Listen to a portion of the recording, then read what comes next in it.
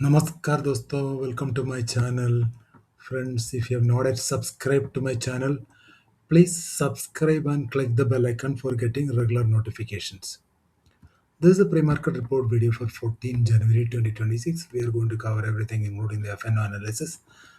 At the end, we are also going to do a special option chain analysis for Sensex expiry.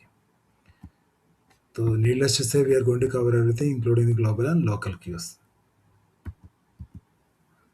Let us start from our market overview from the last trading day, that is for the 13 Jan 2026, which was for the Nifty expiry happened on Tuesday. If you look at Nifty and Sensex, it is closed in red, but Bank Nifty was able to closed in positive territory. It is because of the ICICI and SBI over performance.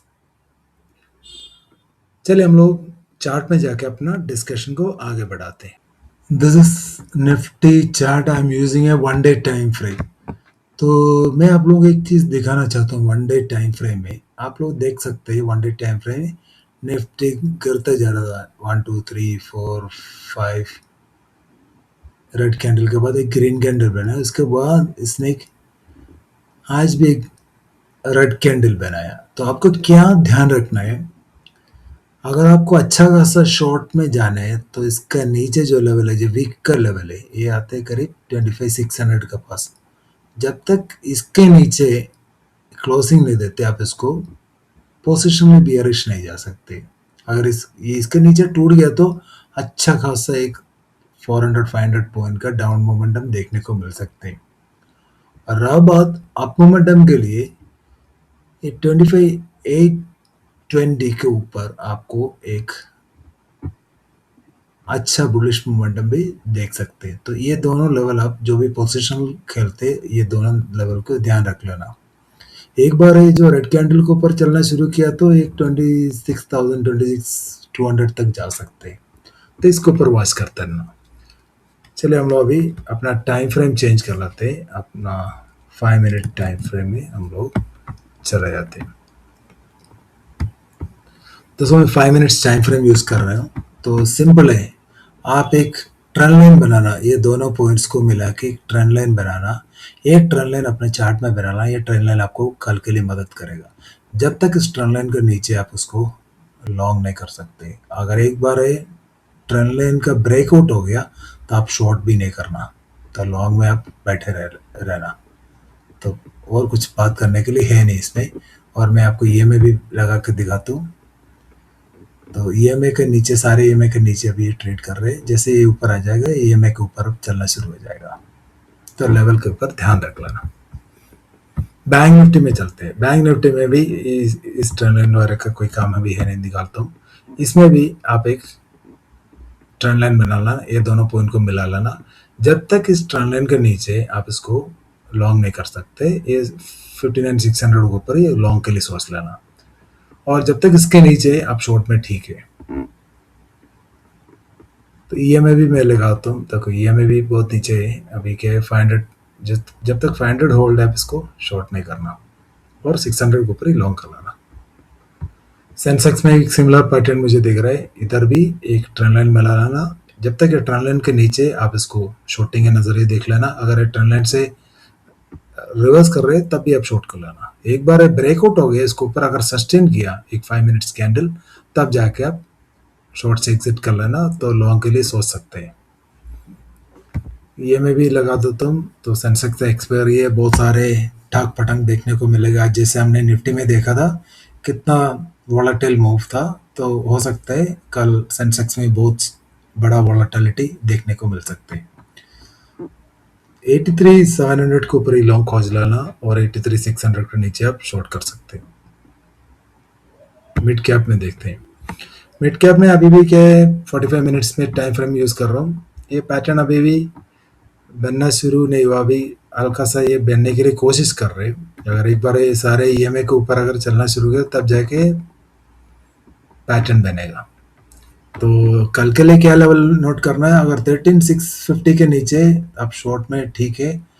Long के लिए 700 के ऊपर ही आप long के लिए सोच लेना. चलिए इंडिया विक्स में चलते हैं। तो इंडिया विक्स में क्या है, मार्केट खुलते इंडिया विक्स में एक बढ़ोतरी देखने को मिले, उसके बाद क्या है, निफ्टी के एक्सपायरी के चलते उसको इंडिया विक्स को बड़े खिलाड़ी लोग अपना पोजीशन के हिसाब से मैनेज कर लिया। तो पुट में बहुत ज़्यादा प्रीमियम एक टाइम ऐड हो गया था, उसको खाने के लिए ये लोग इंडिया विक्स को नीचे लेके पूरा पुट का प्रीमियम खा गया। तो कल भी ध्यान रख लेना, जैसे मैंने आपको बोला, अगर इंडिया विक्स ऊपर जा रहे आप इसको लॉन्ग नहीं कर सकते, और इंडिया विक्स जब नीचे जा रहे आप इसको शॉर्ट भी नहीं कर सकते। बस और कुछ इसमें देखने के लिए है नहीं। चलिए हम लोग अपने शीट पे वापस चलते हैं। यूएसडी आईएनआर में देखेगा तो यूएसडी आईएनआर में हल्का सा वीकनेस देखने को मिल रही है। जब तक यूएसडी आईएनआर में स्ट्रेंथ नहीं आते हमारा बैंक निफ्टी वगैरह में और मेटल सेक्टर में वीकनेस कंटिन्यू रहेगा, और यूएसडी आईएनआर के ऊपर आप ध्यान रख लेना। चलिए, और क्रूड में क्या है, ग्लोबल अनसर्टेनिटी के कारण क्रूड भागते जा रहे हैं। तो सब सारे एनालिस्ट का यही प्रिडिक्शन है कि यूएस कभी भी ईरान के ऊपर अटैक कर सकते हैं, और उनका ऑयल फील्ड्स के ऊपर अच्छा खासा बॉम्बिंग होने का उम्मीद से ये क्रूड बढ़ते जा रहे हैं। अगर यूएस ने ईरान का जो ऑयल फील्ड में अगर बॉम्बिंग कर दिया तब जाके क्रूड और भी बढ़ सकते हैं। तो ये हमारा बैंकिंग सेक्टर और मेटल सेक्टर के लिए अच्छा नहीं है बढ़ते हुए क्रूड। कल हो सकता है बैंक निफ्टी में भी एक गिरावट देखने को मिल सकती है इसके चलते हुए। तो अगर आपको इसमें लॉन्ग करना है तो 5400 के पास ही लॉन्ग सोच लेना, 5500 के पास एक स्कैल्पिंग शॉट भी देख सकते हैं। गोल्ड और सिल्वर और कोई दुनिया से अलग दुनिया में चल रहे, तो दुनियादारी से इसका कोई मतलब है नहीं है। तो जितना भी पैसा जो मनी प्रिंटिंग है पूरा गोल्ड और सिल्वर खरीदने में पड़ा मुझे लग रहा है। तो ये भागते जा रहे। एनालिस्ट लोगों ने प्रेडिक्ट किया था गोल्ड Q4 2026 तक 5800 यूएसडी तक आ जाएगा, लेकिन आज आप रेट आज का लेवल देखेगा तो $180 नीचे ही है। तो हो सकता है ये डबल हो जाए, पता नहीं, इसका कोई ठिकाना है नहीं है। मेरे हिसाब से इसका होल्ड करना ही ठीक है। सिल्वर भी और कोई दुनिया में चल रहे हैं, पता नहीं क्यों इतना भाग रहे हैं, लेकिन भाग रहे तो भागना, तो हमें कुछ मतलब है नहीं। अगर इसमें अगर कोई भी बिना जानकारी का ट्रेड करने जाएगा तो हाथ जल जाएगा। इम्पोर्टेंट इवेंट्स और डाटा के ऊपर हम लोग अगर नज़र मार दे तो यूएस का सीपीआई डाटा आया, एक्सपेक्टेशन से मुताबिक आया। तो मंथ ऑन मंथ का कोर सीपीआई एक्सपेक्टेशन से नीचे आया, ये अच्छा आया। तो इसमें क्या हो सकता है, फेड को और भी रेट कट करने के लिए ये मजबूर कर सकते हैं ये डाटा, क्योंकि इन्फ्लेशन कम होते जा रहे हैं। तो फेड का जो एक्सपेक्टेशन के लेवल तक आ गया, 0.2 तक आ गया। और न्यू होम सेल्स का डाटा आएगा, इस डाटा अगर अच्छा आ गया तो यूएस मार्केट में और भी एक बड़ा तेजी देखने को मिलेगा। अगर ये डाटा खराब आ गया तो इकोनॉमिक्स वीकनेस इंडिकेट करते हैं, तो वहाँ पे S&P वगैरह में कोई करेक्शन देखने को मिल सकते हैं। एफएनओ डाटा के ऊपर हम लोग अगर नज़र मार देते तो हम लोग, those are new to this channel, how to read it. Monday means last to last trading day, Tuesday means last trading day, total means what positions carried by market participants, retailers, DA, FA and pros. तो हम लोग index future से चलते हैं। Index future में ज़्यादा कारोबार नहीं, लेकिन नेगेटिव कारोबार है। एफए ने 4200 कॉन्ट्रैक्ट और भी सेल कर दिया, उसका नेट शॉर्ट पहुंच गया करीब 2 लाख। तो जितना भी लॉन्ग लेके खड़ा हुआ है वो रिटेलर और डीए का है। तो ये this data is mixed bearish.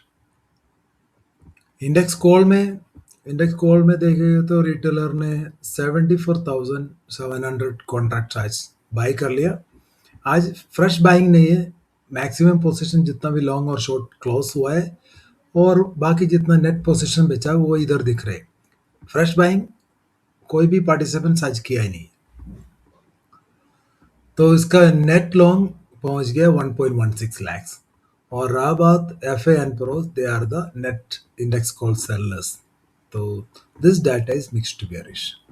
Index put में हम लोग देखेंगे तो इंडेक्स पुट में रिटेलर 57,168 कॉन्ट्रैक्ट्स को आज बाई कर लिया लॉन्ग में। तो उसका नेट शॉर्ट घटते हुए पहुंच गया 4.24 lakhs। डीए का ज़्यादा कारोबार नहीं है। एफए ने 15,000 और लॉन्ग ऐड कर दी, उसका नेट लॉन्ग पहुंच गया 2.81 लाख।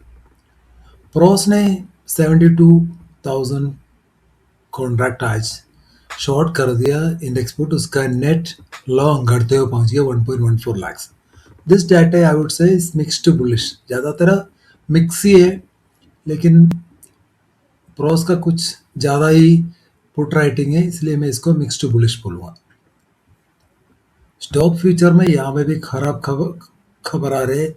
एफए ने 35,000 कॉन्ट्रैक्ट्स भेज दिया, तो प्रोस ने कुछ 12,000 खरीद लिया, लेकिन ये सेलिंग के मुकाबले में ये कम ही है। तो I would say this data is mix to bearish. Stock hold में रिटेलर हार मानने के लिए तैयार नहीं है, और 1 लाख लॉन्ग और ऐड कर दिया, उसका नेट लॉन्ग पहुंच गया 12.14 लाख। तो आपको बताने ज़रूरत नहीं है, अभी तक अब हम लोग देख रहा था दुनिया भर के स्टॉकों में पिटाई, अब हम लोग देख रहा था एक दो स्टॉक जैसे आईसीआईसी वगैरह ऊपर जा रहा था, आईसीआईसी एसबीआई वगैरह इंडेक्स को मैनेज करने के लिए। बाकी आप सारे सेक्टर में देखो, सारे स्टॉक्स में देखो, सब में अच्छा खासा गिरावट देखने को मिल रहे। और इसका नतीजा क्या हो सकता है? ये 12.14 है अभी का जो नियर टर्म में सबसे बड़ा नंबर है, तो हो सकते और भी स्टॉकों में और भी पिटाई होने को देखने को मिल सकते। ये 52 वीक लो में बहुत सारे स्टॉक जाने का बहुत ही चांस दिख रहा है मुझे। रहा बात बाकी जितना भी मार्केट पार्टिसिपेंट से शॉर्ट करते जा रहे, और प्रोस सबसे बड़ा शॉर्ट लेके खड़ा हुआ है इसमें। स्टॉक पुट में भी रिटेलर बुलिश जा रहे हैं, 6,600 कॉन्ट्रैक्ट्स और भेज दिया, इसका 3.67 लाख पहुंच गया स्टॉक पुट शॉर्ट्स। और प्रोस सबसे बड़ा स्टॉक पुट लॉन्ग लेकर खड़ा हुआ है। This data is ultra bearish. Stock call का भी अल्ट्रा बेयरिश है। If I wanted to conclude, retailers are mixed to bullish in index options and ultra bullish in stock options. FA ultra bearish in index options and mixed to bearish in stock options. Pros mixed to bullish in index options and mixed to bearish in stock options. Rather, I would say this is ultra bearish. Both FA and pros are ultra bearish in stock options. और cash market का data हम लोग देखेगा तो DA ने 1182 करोड़ का buying किया, FA ने 1500 करोड़ का सेलिंग किया। बाकी जितना भी बाइंग किया है और रिटेलर और प्रोस ने किया हुआ लगता है। टॉप गेनर में हम लोग देखें तो ज़्यादा स्टॉक्स है नहीं है, कुछ कुछ स्टॉक्स है। कल के लिए क्या ध्यान रखना है, मान लो इसमें हेवी वॉल्यूम्स चेक कर लेना। अगर जैसे इस दिन वगैरह में आईसीआईसी वगैरह, मान लो इसमें कोई भी गिरावट आते हैं फर्स्ट हाफ में, आप इसको बाइंग के नजरिए कंसिडर कर सकते हैं। बाकी वॉल्यूम सब चेक कर लेना। टॉप लॉसर में बहुत सारे स्टॉक्स है। टॉप लॉसर में मान लो इसमें जो हाई वॉल्यूम्स है, अगर मान लो इन हाई वॉल्यूम्स में कोई भी अप मोमेंटम आते तो आप उसको सेलिंग के नजरिए कंसिडर कर सकते हैं। मुझे लग रहा है अदानी पोर्ट में कल एक अच्छा खासा गिरावट देखने को चांस है। अगर अदानी पोर्ट में कोई भी बाउंस आते, सेलिंग के नजरिए आप इसको कंसिडर कर सकते हैं। और इवन आइशर मोटर में भी यही है, अगर कोई भी बाउंस आते हैं तो उसको सेलिंग के नजरिए कंसिडर कर सकते हैं। Technical outlook for Wednesday will start from Nifty जब तक 25,700 के ऊपर आप इसको शॉर्ट नहीं कर सकते। अगर एक बार 25,700 टूट गया तब जाके आप शॉर्ट कर लेना। फर्स्ट टारगेट 650 फॉलोड बाय 600 तक मिल सकते हैं। एक बार 25,600 टूट गया तो फ्री फॉल है, और जब तक 25,650 होल्ड इसमें बाउंसेस आते रहेगा। लॉन्ग के लिए 25,770 के ऊपर लॉन्ग कंसिडर कर लेना। 830 फॉलोड बाय 900 तक आपको टारगेट मिल सकते हैं। View is that Nifty will be below 25,700। PCR अभी ठीक दिख रहा है मुझे। बैंक निफ्टी में 59,550 के नीचे आप शॉर्ट कर सकते हैं। 59,400 और 59,250 तक टारगेट मिल सकते हैं। लॉन्ग्स के लिए 650 के ऊपर आप लॉन्ग कंसिडर कर रहा ना, आपको 59,900 तक टारगेट मिल सकते हैं। बैंक निफ्टी में जब तक 59,500 होल्ड है, इसमें इतना ज़्यादा वीकनेस आएगा नहीं। लेकिन क्या है, क्रूड इतना ऊपर जा रहा है, बैंक निफ्टी कल हो सकते हैं गिरावट देखने को मिल सकते हैं। पीसीआर अच्छा दिख रहा है। सेंसेक्स में एक्सपायरी है तो क्या लेवल ध्यान रखना है, 83,600 के नीचे आप शॉर्ट कर लेना। फर्स्ट टारगेट 400 फॉलोड बाई 83,200 तक मिल सकते हैं। तो लॉन्ग्स के लिए 83,700 के ऊपर ही लॉन्ग कंसिडर करना, आपको 83,900 फॉलोड बाई 84,100 तक टारगेट मिल सकते हैं। यूएस का इन्फ्लेशन एक्सपेक्टेशन के मुताबिक है, इसके इसलिए क्या हो सकता है, रेट कट को उम्मीद बढ़ जाते हैं, तो ये आईटी स्टॉक्स के लिए अच्छा है। तो कल हो सकते हैं आईटी स्टॉक्स सेंसेक्स को संभाल सकते हैं। सेंसेक्स जब तक 83,800 के नीचे इसको बेरिश नजरिए से देखने, एक बार 83,800 अगर तोड़ के ऊपर चलना शुरू कर दे तो एक शॉर्ट कवरिंग आ सकते हैं। पीसीआर थोड़ा सा और बहुत हल्का सा और बहुत ओवरसोल्ड टेरिटरी में, तो एक बाउंस भी आने के चांसेस है। मिड कैप में 13,650 के नीचे शॉर्ट कर लेना, आपको 13,550 तक टारगेट मिल सकता है। सबसे वीकेस्ट इंडेक्स बन गया मिड कैप। 13,720 के ऊपर ही लॉन्ग कंसिडर करना है, 13,770 फॉलोड बाई 13,830 तक टारगेट मिल सकते हैं। मिड कैप में क्यों इतना वीकनेस है, मिड कैप में जितना भी स्टॉक्स है रिटेल है उसमें अल्ट्रा बुलिश जा रहे हैं, तो वो स्टॉक्स सारे नीचे जा रहे हैं, तो कहाँ से ही ऊपर जाएगा। मिड कैप जब तक 13,700 के नीचे इसका बेरिश नजरिए से देखना, पीसीआर ठीक दिख रहे हैं। The tone is likely to be cautious, तो and heavy volatility is expected due to Sensex expiry. तो कल आप इंडिया को भी देखते रहना। तो अगर व्यू है, recovery in IT might happen due to the cooling off inflation in US and rate cut hopes. Strategy go with the market trend and play level to level, be open to trade on both sides. अगर मान लो आपको bearish trade मिल गया तो bearish trade के लिए ready रहना, अगर bullish मिल गया बुलिश के लिए रेडी रहना। कल Sensex expiry special option chain को हम लोग एनालिसिस करते हैं, तो ये बंद हुआ है 83,600 पे, और 83,600 इज द मैक्स पेन, तो ये मेक और ब्रेक लेवल है। अगर हम लोग देखेगा तो पुट रेट और कॉल रेट बराबर का टक्कर यहाँ चल रहे, प्रीमियम बहुत ज़्यादा दिख रहा है मुझे। तो होस अगर मान लो ये प्रीमियम मेंटेन रह गया 945 तक, तो अच्छा खासा मोमेंटम हमको देखने को मिल सकता है। हो सकते हैं ऊपर या नीचे के लिए अच्छा खासा एक अप मूव और डाउन मूव दे सकते हैं, लेवल के ऊपर ध्यान रख लेना। अगर मान लो कोई भी रीजन से ये लेवल टूट गया, 83,600 के नीचे चलना शुरू कर दिया, तो ज़्यादा सपोर्ट है ही नहीं है। एक लॉन्ग अनविंडिंग के लिए जा सकते हैं 83,300, इवन 83,200, 83,000 तक भी जा सकते हैं। अगर कोई भी रीजन से इसमें 83,600 ऊपर चलना शुरू कर दिया, 700 और 800 के पास आ गया, तो एक शॉर्ट कवरिंग भी आ सकते हैं, उसके जरिए 84,000 तक भी जा सकते हैं। तो इसके ऊपर वॉच करते रहना।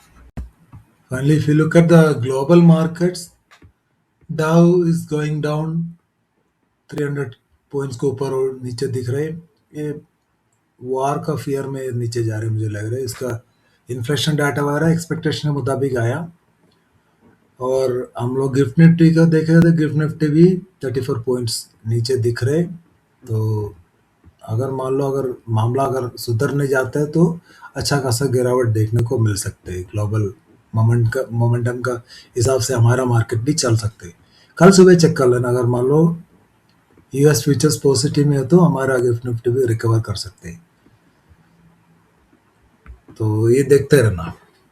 So that's all in this video guys. If you like this video and content, please subscribe to my channel. एक और बात मैं बताना चाहता हूँ, बहुत सारे लोग मेरा, कुछ लोग, बहुत सारे नहीं, एक दो लोग मेरा वीडियो को डिसलाइक कर रहे हैं। मुझे कुछ फ़र्क नहीं पड़ता है, चाहे आप डिसलाइक करो कमेंट करो, कुछ फ़र्क नहीं पड़ता है।